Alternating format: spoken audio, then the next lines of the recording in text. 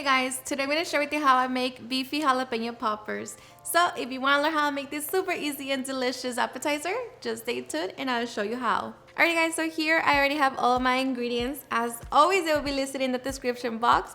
So with that being said, let's begin cooking. We're going to begin by heating up a pan over medium-high heat. Once it's nice and hot, add 1 pound of ground beef. Begin to break it down. And so I'm going to be adding about 1 tablespoon of this seasoning.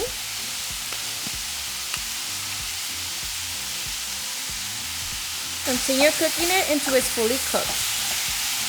Once we have cooked our meat, remove any grease if your meat let out any.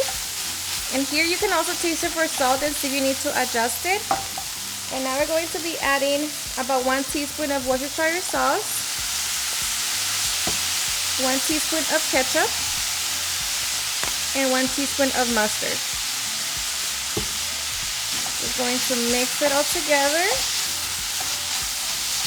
Okay, and once that's mixed, you can turn it off, set it to the side, and allow it to cool down for a few minutes. Meanwhile, we can prepare our chili peppers. Okay, now when you get your jalapenos, make sure that you pick the biggest ones, and we're just going to begin to roll it so like that the seeds could begin to separate. But just be very gentle. You don't want to break your jalapenos. And also make sure to wear gloves so like that you don't spice up your hand. Okay, now we're just going to create a slit. And carefully begin to remove all of the seeds along with the veins. So just like that. You want your jalapeno to be nice and clean in the inside. Okay, just like that. We just repeat with the rest of our jalapenos. And for 1 pound of meat and the amount of cheese that I will be using, that will be enough for 10 big jalapenos. Okay, so once we have cleaned our jalapenos, now we can mix our cream cheese with our medium cheddar cheese. And just make sure that your cream cheese is at room temperature. And just mix it together. Okay, and once we have our cheese mixture, now we can get ready to stuff our jalapenos. So we're just going to grab our jalapeno, grab a piece of your cheese mixture, and just begin to layer it on the bottom of the jalapeno, and kind of allowing it to go to the sides and create kind of like a little hole in the center, so like that we can stuff it with our meat. And here we just grab our meat, place it on top.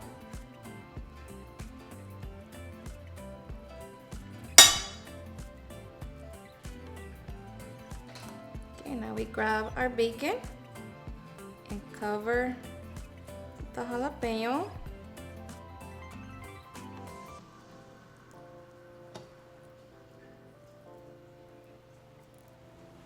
And just make sure that you tuck in the bacon so like that it doesn't unroll while we cook it.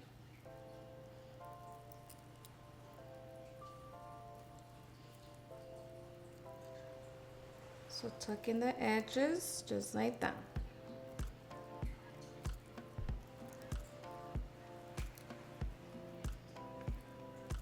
Okay, and once we have our jalapeno, we repeat the process with the rest of our jalapenos. Alright guys, so once we have our jalapenos nice and wrapped, now we are ready to take it outside. Alright guys, I'm going to be using my Traeger using the super smoke setting at 225 degrees. I'm just going to allow it to smoke for 2 hours. Alright guys, so after 2 hours, we're going to brush our bacon with some barbecue sauce. We're also going to be increasing the heat to 350 degrees. Alright guys, and once we have our jalapeno poppers, we're going to allow them to cool down for a few minutes. Alrighty guys, and now for the best part, the taste test. Now let me tell you guys that these jalapeno poppers are seriously my favorite. I love the combination, you know, of the spicy and sweet from the jalapeno, and of course the barbecue sauce is just a perfect combination. And of course, if you don't have a smoker, I'm gonna leave the instructions and times of how you can make it in the oven or the air fryer. But let me tell you that I truly hope you give this recipe a try. It's seriously a crowd pleaser, perfect for this time of year. So I hope you give them a try and enjoy them just as much. Cheers and enjoy.